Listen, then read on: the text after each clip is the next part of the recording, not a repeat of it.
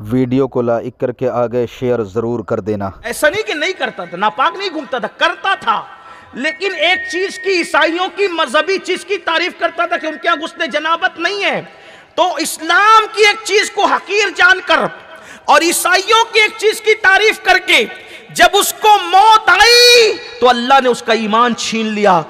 اس پر عمل نہیں کر رہا تھا، صرف تعریف کر رہا تھا، تعریف۔ تو مرتے مرتے عیسائیوں کے مرا، مسلمانوں اپنی ایمان والے دل پہ ہاتھ رکھ کر سوچو ہمارا کیا ہوگا موت کے وقت، اس زبان پہ کلمہ کیسے آئے گا؟ نہ ہمارا لباس مسلمانوں کی طرح، نہ ہمارا چہرہ مسلمانوں کی طرح، نہ ہمارا گھر کا نظام مسلمانوں کی طرح، ہم کیا مسلمانوں کی طرح جی رہے ہیں؟ کتنے افسوس کی بات ہے، اگر سنت کے مطابق لباس پہننے کے لیے کہا جائے تو میرے جوان کو شرم آتی ہے، اور اگر ہیرو نے کسی فلم میں ٹوپی پہن لی تو ہمارا جوان بھی ٹوپی پہن رہا ہے، پٹھانی پہن لیا تو جوان بھی پٹھانی پہن رہا ہے، اس نے جیسے بال کٹائے ویسے بال کٹا رہا ہے، حتیٰ کہ اگر وہ پھٹی ہوئی پینٹ پہن لے جس میں ستر عورت دکھ رہا ہے، اس پر حضور علیہ السلام نے لعنت فرمائی ہے، ستر عورت دیکھنے دکھانے والے پر اللہ کے رسول نے لعنت فرمائی ہے، وہ سب کچھ ہو رہا ہے، پتہ چلا آئیڈیل کا انتخاب غلط ہو رہا ہے۔ میرے پیارے آقا صلی اللہ علیہ وآلہ وسلم کے دیوانوں،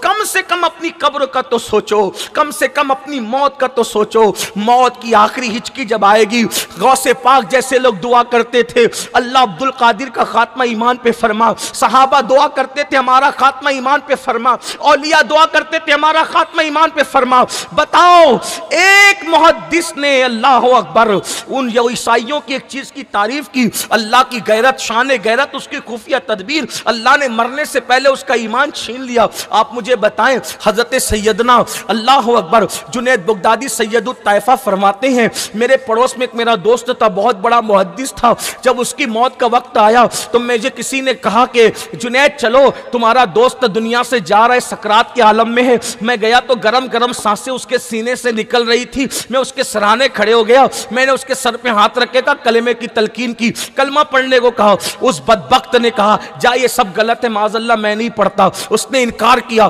مرتے مرتے انکار کیا۔ مسلمانوں کھیل تماشا نہ سمجھو اپنے دین کو، سب چلتا ہے مولانا، سب چلتا ہے مولانا، سب کیسے چلتا ہے؟ اسکول کے اندر کچھ قاعدے ہوتے ہیں ایک طالب علم کے لیے، مدرسے میں کچھ قوانین ہوتے ہیں ایک طالب علم کے لیے، اللہ اکبر ملک کے کچھ قوانین ہوتے ہیں اس کے رہواسیوں کے لیے۔ مذہب میں کیسے سب چلتا ہے؟ ملک میں سب نہیں چلتا، کلاس روم میں سب نہیں چلتا، مدرسوں میں سب نہیں چلتا، یونیورسٹی میں سب نہیں چلتا، تو اللہ کے نازل کردہ مذہب میں کیسے سب چل سکتا ہے؟ یاد رکھو کچھ نہیں چلتا، چلتا وہی ہے جو اللہ اور اس کے رسول کا حکم ہے، جو اپنی مرضی چلائے گا مذہب سے ایسے نکلے گا جیسے شکار سے تیر نکل جاتا ہے۔ اپنے آپ پہ رحم کرو، اللہ کے عذاب کو برداشت کرنے کی طاقت کسی میں نہیں ہے۔ میرے نبی اور تمہارے سچے نبی نے فرمایا کہ جہنم کی آگ کی حرارت اور تپش کا عالم یہ ہے کہ اگر پہاڑ اس میں ڈال دیے جائیں تو پہاڑ بھی پگھل جائیں۔ میری قوم کے جوانوں، جس میں پہاڑ پگھل جائے، ہمارا جسم اس قابل ہے کہ اس کی تکلیف کو برداشت کر سکے، ہمارے جسم میں اتنی قوت ہے کہ اس کو برداشت کر سکے۔ خدا کے لیے اپنے آپ پہ رحم کرو۔ یہ دنیا دنیا دنیا دنیا کی رنگریلیوں میں اللہ کے قانون کو مت بھولو، اللہ کی شریعت کو مت بھولو، اللہ کے نظام کو مت بھولو، نہیں برداشت کر سکتے خدا کا عذاب۔ ارے تھوڑا سوچا تو صحیح، سوچا تو ہوتا 10 بائی 10 کا اپنا کمرہ، بجلی بند ہو جائے تو بغیر پنکھے کے نہیں رہ پاتے، وہ قبر جو 2 گز زمین ہے، کروٹ لینے کے لیے بھی جگہ نہیں ہے۔ اللہ اکبر، اگر اللہ راضی ہے تو ٹھیک ہے، اور اللہ ناراض ہے تو وہی قبر جہنم کے گڑوں میں سے گڑا ہے۔ مسلمانوں کبھی سوچا بھی اتنے دنیا دار ہو گئے، جتنے دنیا میں ڈوب گئے، اللہ کے قانون کو فراموش کیا، رسول اللہ کے قانون کو فراموش کیا، سب فراموش کر دیا۔ سن لو، سید الطائفہ جنید بغدادی کہتے ہیں کہ اللہ اکبر، اس کے سرانے میں گیا تھا، محدث تھا، اللہ اکبر، میں نے کلمہ اس کی تلقین باہر آیا اور میں انا للہ پڑھ رہا تھا، ہائے ہائے اتنا بڑا محدث، اتنا بڑا تہجد گزار، روزہ دار کا انکار کیسے کیا؟ اب وہ کس حالت میں مجھے بتایا جائے، میں اس سے پوچھوں تو صحیح، میں عبرت تو حاصل کروں کہ اس کا یہ حال کیوں ہوا۔ اللہ اکبر، جنید بغدادی فرماتے ہیں کہ میں نے خواب میں دیکھا کہ وہ جہنم کی جوتیاں اس کے پیروں میں ہیں اور تال کول کا لباس اس کے جسم جسم پر ہے اور وہ بڑی بھیانک صورت میں ہے اور وہ اللہ کے عذاب میں گرفتار ہے۔ میں نے اس سے دیکھ کر کے پوچھا، او کم بخت یہ بتا، تو بڑا نیک تھا، بڑا پرہیزگار تھا، بڑا عبادت گزار تھا، بڑا اہل علم تھا، بتا تو کیوں کافر ہوا، کافر ہو کر کے تو کیسے مرا؟ تو اس نے بتایا، جنید بات یہ تھی کہ مجھے ایک بیماری لگ گئی تھی اور بیماری لگنے کے بعد میں نے بہت حکیموں سے پوچھا،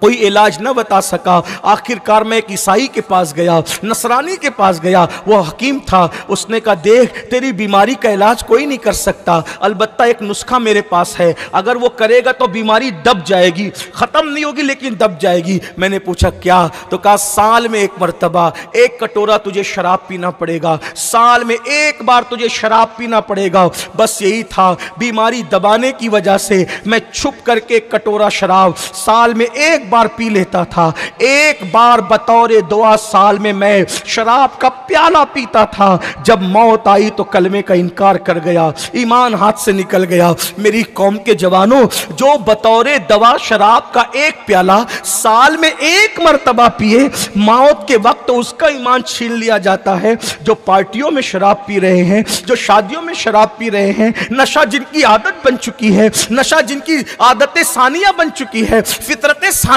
بن چکی ہے، ان کی زبان پہ کلمہ کیسے آئے گا؟ یاد رکھنا، آئیڈیل بنانا ہے تو اللہ کے رسول کو بناؤ، آئیڈیل بنانا ہے صدیق اکبر کو بناؤ۔ بات ختم کرتے کرتے، اگر صدیق اکبر کو آئیڈیل بناؤ گے تو کیا ملے گا؟ اللہ اکبر۔ آئیے بہت خوبصورت سی بات یاد آئی، میرے آقا کے اصحاب میں صدیق اکبر کی شان یہ ہے، صدیق اکبر صدیق با وفا کی شان یہ ہے کہ سب سے اخیر میں رسول اللہ سے جدا ہو کر کے جاتے تھے، اور جانے کے بعد جب اپنے گھر میں جاتے تھے تو ان کو دل نہیں لگتا تھا، ان کا قرار نہیں آتا تھا، حضور کے بغیر بے چین رہتے تھے، بے قرار رہتے تھے۔ تو پتہ ہے کیا ہوتا تھا؟ اپنے گھر سے نکل کے آتے تھے اور آنے کے بعد حضور کی چوکھٹ پہ بیٹھ جاتے تھے، کبھی یہ رخسار حضور کی چوکھٹ پہ رکھتے، کبھی یہ رخسار حضور کی چوکھٹ پہ رکھتے، اور اسی طرح کبھی حضور کی چوکھٹ پہ سر ڈال کر کے آنکھیں بند کر لیتے۔ جب صبح ہوتی حضور اپنے دروازے سے پردہ ہٹاتے تو صدیق با وفا کو اپنے دروازے پہ پڑا ہوا پاتے، تو آقا شفقت سے پوچھتے،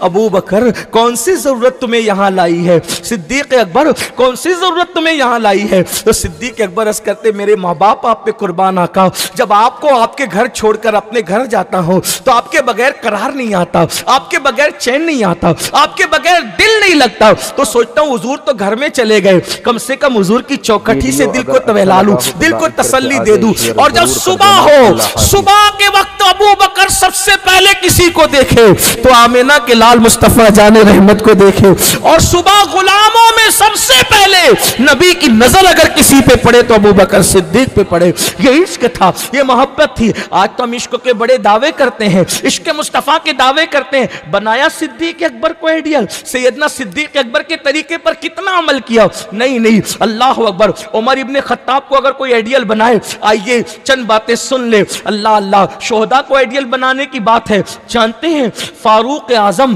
اللہ کے خوف سے اتنا روتے تھے کہ آپ کے چہرے پہ خشیت الہی سے رونے کی وجہ سے آنسوؤں کے نشان پڑ گئے تھے، چہرے پہ نشان پڑ گئے تھے۔ اور جانتے ہیں اللہ اکبر، سیدنا فاروق اعظم رضی اللہ تعالیٰ عنہ